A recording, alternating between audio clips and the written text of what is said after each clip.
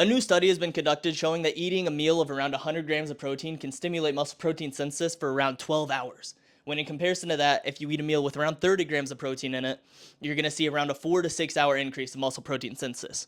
So this begs the question, does it really matter? To understand that, we need to zoom out a bit. Now, in looking at the importance of protein, it's critical to remember that 90% of the benefits are going to come from your total protein intake throughout the entire day. So how we consume that protein, it's kind of up to you and based on your lifestyle. Hearing this new study, we can find ways to leverage when we're not going to be able to have as many meals throughout the day. If you're going into work and you're not going to be able to eat for 8 or so hours, it might be a good idea to have a larger protein meal in the morning. So if we zoom out a bit further and we have 90% of our results coming from our total protein intake, where does that other 10% come from? The other 10% is going to be associated with protein distribution, protein timing, and protein quality. What actually is most important after that? And then I would dare to say that is protein distribution.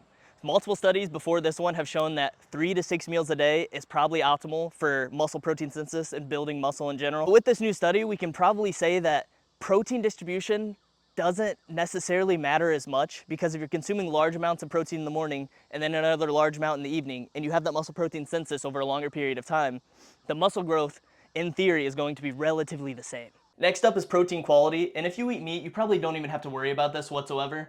Pretty much any meat and dairy product is going to have a full spectrum of amino acids, all the essential amino acids, everything you need. But if you're vegan, you need to make sure you're getting enough high quality protein in, and that's going to take some thorough research to figure out which amino acids are lacking in certain vegan foods. Though this study is cool, all it really does is gives us the ability to leverage ourselves in situations that are not ideal. If you're someone who intermittent fasts, for example, you might want to have smaller protein meals at the beginning of your eating window, and then towards the end have a larger bolus of protein, so that way you're metabolizing it for a longer period of time. I think this is a cool study. I think there's a lot more research showing that around 3 to 6 meals, somewhere in between there, is going to be better for muscle growth, but do whatever works best for you. Again, 90% of the results are going to come from your total protein intake throughout the day.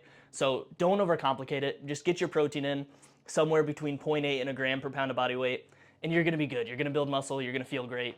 Your body composition is gonna get better. I love you. Get your protein in.